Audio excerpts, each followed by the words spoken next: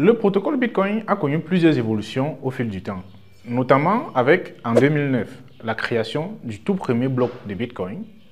Août 2017, déploiement de la mise à jour SegWit qui apporte des modifications importantes sur Bitcoin, notamment la taille des blocs. Décembre 2018, la toute première transaction est effectuée sur le Lightning Network, un réseau permettant de démocratiser les paiements en Bitcoin dans les commerces. En novembre 2021, il y a l'activation de la mise à jour Taproot avec des améliorations sur la vie privée et une nouvelle optimisation de la taille des blocs. En décembre 2022, les originals font leur apparition sur le réseau Bitcoin. Ils font aujourd'hui sensation dans la communauté Bitcoin et au-delà.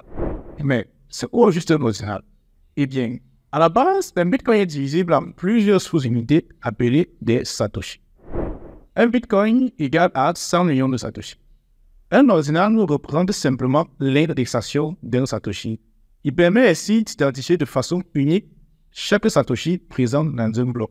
Les Satoshi sont uniques dépendamment de la période à laquelle ils ont été minés ou de leur position dans un bloc. Par exemple, un Satoshi se retrouvant dans le tout premier bloc de Bitcoin miné par son créateur, le Satoshi Nakamoto, aura une certaine valeur historique.